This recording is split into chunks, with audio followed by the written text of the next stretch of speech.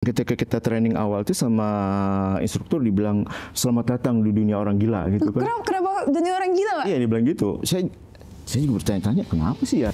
Bridgetuners tahu nggak sih kalau Bridgetune Indonesia punya rescue team loh? Yuk kita ngobrol langsung sama Pak Eko Wahyudi dari Bridgetune Indonesia. Hai Bridgetuners, jumpa lagi nih sama aku Anastasia Panggabean, dan hari ini Tasya bakal ngobrol-ngobrol sama Bapak Eko Wahyudi. Sehat Pak Eko? Alhamdulillah sehat. Wah, luar biasa, akhirnya bisa ketemu langsung sama Pak Eko loh ya. Jadi memang spesial, ini Eko series gitu ya. Banyak banget soalnya nama Pak Eko ya. Jadi total kalau di Bridgetune ada berapa Eko Pak? Izin? Mungkin 200. Oh. Kurang lebih ya. Oke, nah buat Bridgetuners nih mungkin Pak Eko boleh perkenalan secara singkat nih ya. Pak Eko tuh pekerjaannya di Bridgetune tuh sebagai apa Pak? Baik, saya Eko Wahyudi. Saya di Bridgetune itu sebagai engineering maintenance. Kemudian tugas saya itu memperbaiki mesin-mesin yang rusak, kemudian menjamin bahwa mesin itu memiliki kualitas yang bagus untuk bisa berproduksi gitu, Mbak. Jadi maintenance gitu ya Pak ya basicnya. Nah, kalau misalnya awal bergabung sama Bridgetune gimana tuh ceritanya Pak? Saya masuk Bridgetune itu tahun 1996. 96, Tasya baru lahir ya. Wow, udah lama banget, berarti 28 tahun ya Pak? Kurang Jangan lebih 29. itu, ya. Hampir 30 tahun loh ya. Jadi saya masuk Bridgetune itu melalui ini sekolah di LLK, Lokal Latihan Keterampilan Bridgetune. Jadi Bridgetune itu punya sebuah ini sarana pendidikan buat lulusan-lulusan sekolah teknik, Mbak. 2 tahun kita dididik, itu gratis semua, mulai Free semua ya Pak? Free. Makan dapat, uang saku dapat, terus tempat tinggal juga dapat. Yang terpenting adalah kita dapat ilmu-ilmu bagus ya, ilmu-ilmu teknik itu bagus di situ. Kok bisa masuk Pak? Maksudnya untuk mendapatkan semua fasilitas itu Pak, pasti akan ada penyaringannya mungkin Pak? Pasti.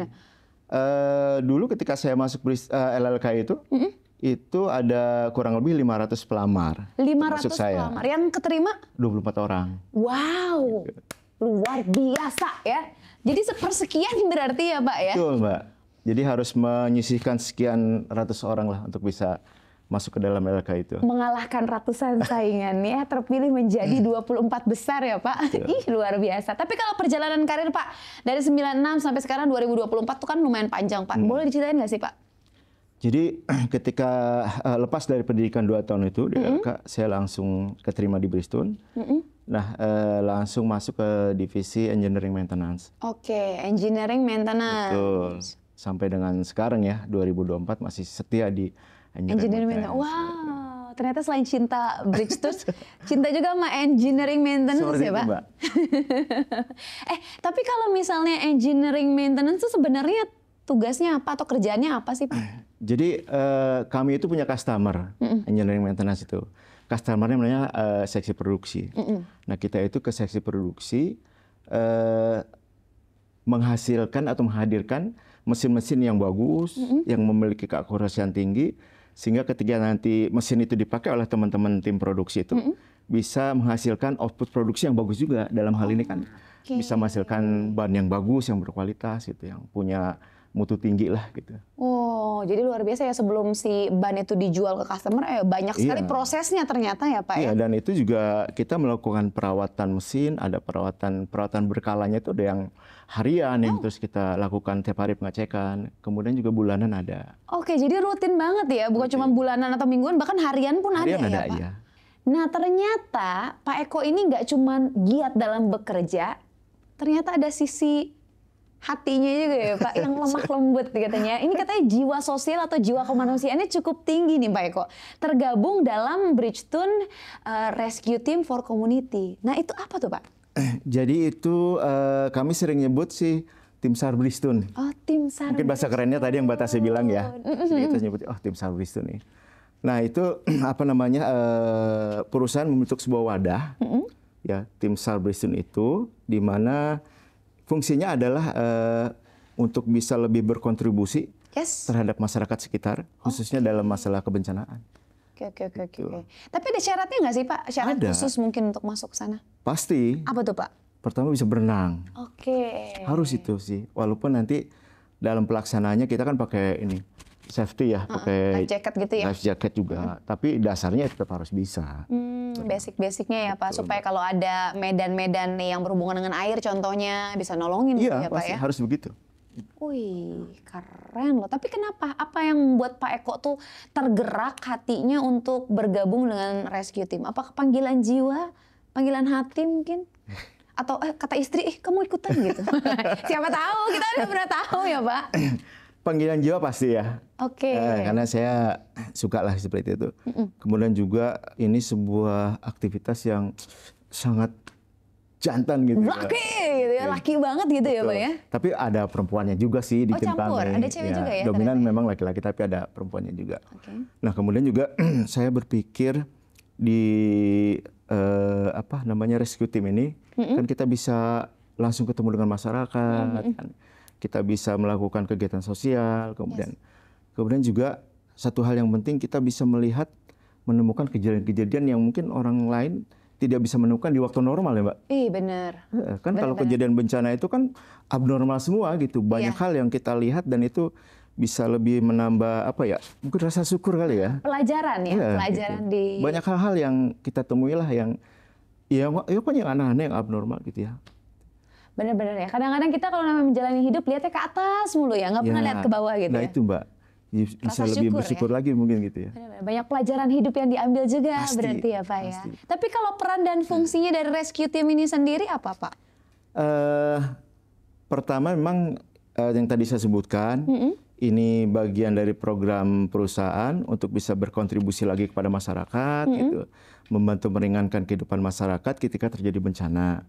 Nah kemudian juga kami ini di tim rescue juga dengan tim CSR ya, kita banyak melakukan kegiatan sosial lainnya. Ya.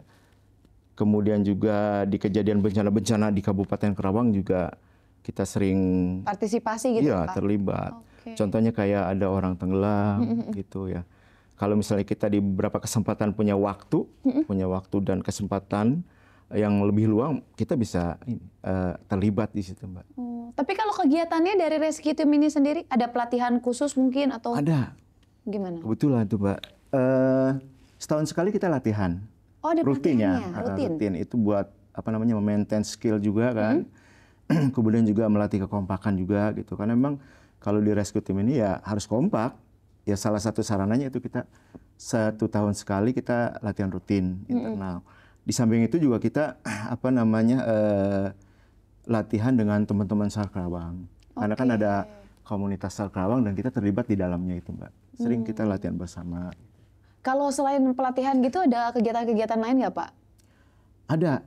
Apa tuh Pak? Ya beberapa waktu yang lalu kita melakukan penanaman mangrove. Wah, jadi memang selain menyelamatkan orang, contohnya tadi yang orang tenggelam atau banjir gitu ya, bisa juga penanaman mangrove juga? Iya, dan mungkin nextnya akan melakukan penanaman di hutan Gunung Sanggabuana juga, sama pohon juga. Selain cinta manusia, cinta lingkungan juga ternyata ya Pak ya.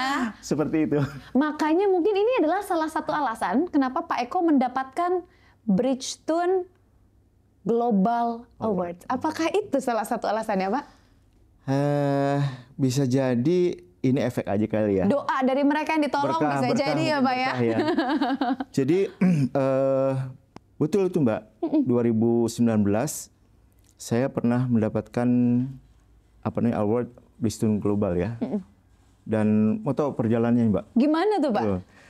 Jadi kami saat itu tim rescue itu dikasih challenge sama manajemen. Apa tuh challenge-nya? Bisa nggak mempresentasikan materi kebencanaan di dalam ajang BGA ini gitu. Ya kita terimalah tantangan itu kan. Mulai kemudian bikin materi dengan tim kan gitu ya. Nah sulitnya karena ini lombanya antar negara harus pakai bahasa Inggris. Gitu. Jadi terkendala bahasa juga ya iya. Pak? Inilah lidah itu sering keserimpet gitu. Iya. Bahasa ibu kita kan bahasa Indonesia. Ini ngomongnya suruh bahasa Inggris gitu ya Pak. Iya, makan keju aja Pak. Biar kayak bule-bule gitu Pak. Ya jadi hampir sebulan itu saya dan rekan ya dengan saat itu kita difokuskan untuk latihan terus tuh. Kayak semacam mungkin karantina atau apa gitu bahasanya ya.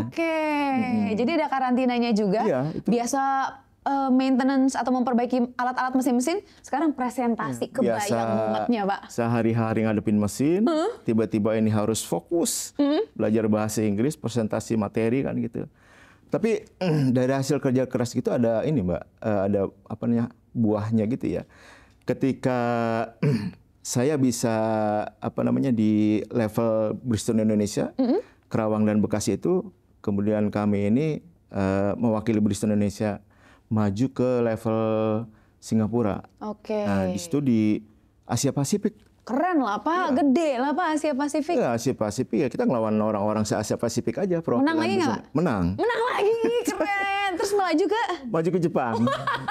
Keren ya. Nah, di Jepang itu lebih ini lagi lawannya, Mbak. Lebih susah lagi, Pak? Lebih susah lagi, karena kita ketemu dengan regional Timur Tengah, Eropa, serem ya, Pak? Amerika sendiri juga ada. Coba bayangin, orang Amerika emang belajar bahasa Inggris kan enggak ya? Cacis banget gitu. Dia mah dari lahir udah bisa ngomong bahasa Inggris ya, Pak ya? Ada perasaan gak pede juga, tapi maju terus lah, masa kalah sih kan gitu. Menghalau tantangan demi tantangan ya, Pak?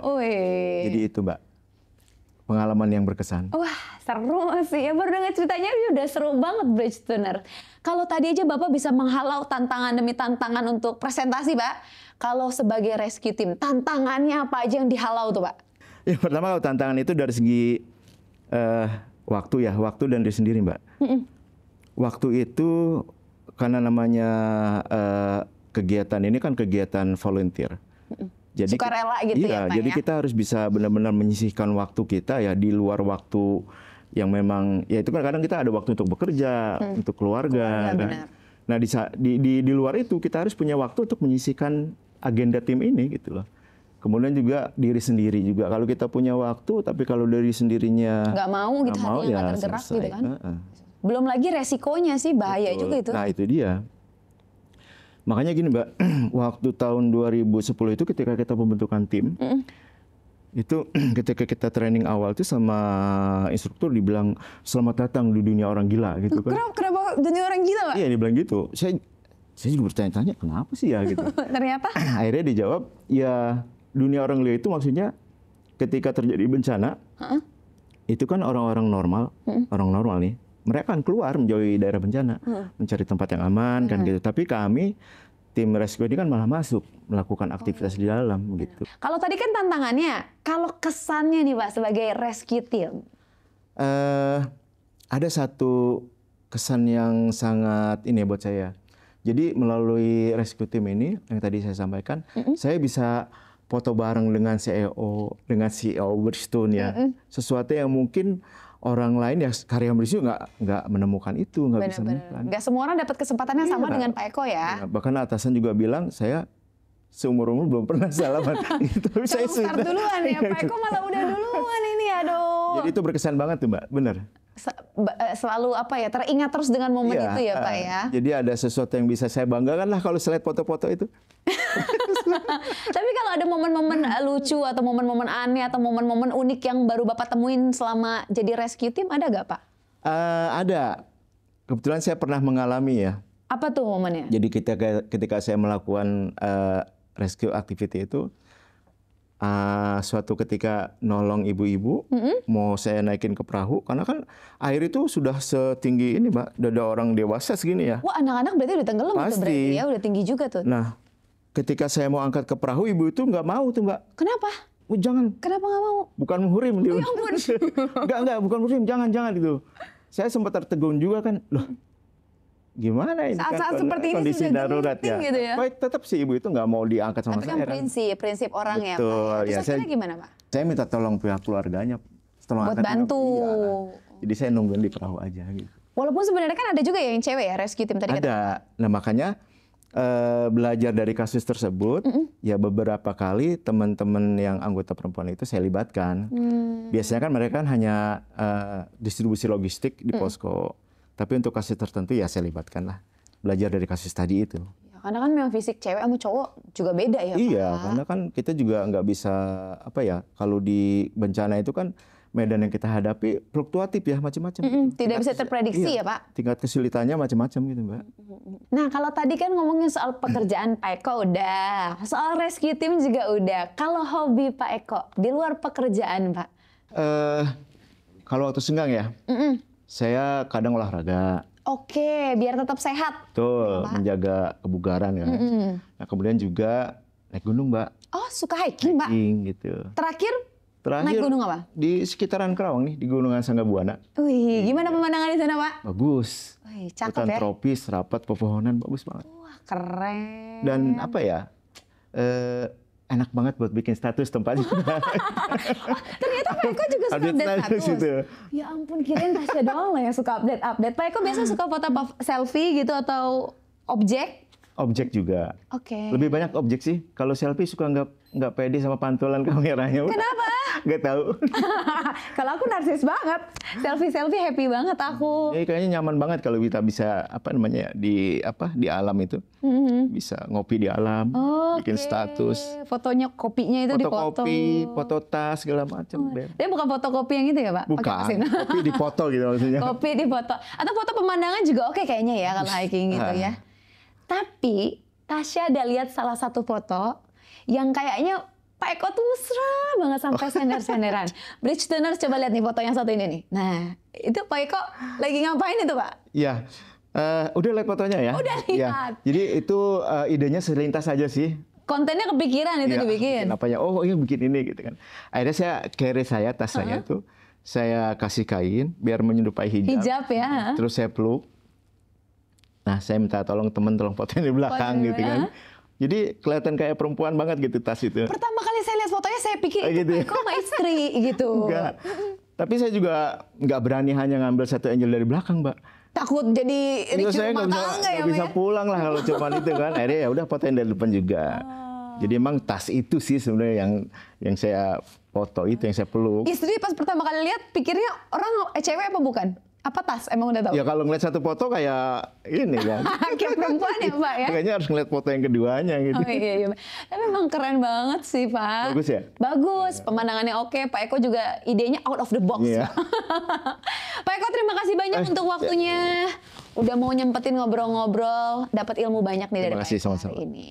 Nah, Bridgetoners, itu tadi keseruan seorang Eko Wahyudi ya, di mana bisa terlibat langsung dengan jiwa sosial dan jiwa kemanusiaan yang tinggi menjadi Bridgeton Rescue Team for Community. Jangan lupa ya untuk pantengin terus sosial media kita. Kamu bisa follow Instagram di @bridgeton.id dan subscribe YouTube channel kita di Bridgeton Tire Indonesia. Next, kita ngobrol sama siapa lagi ya?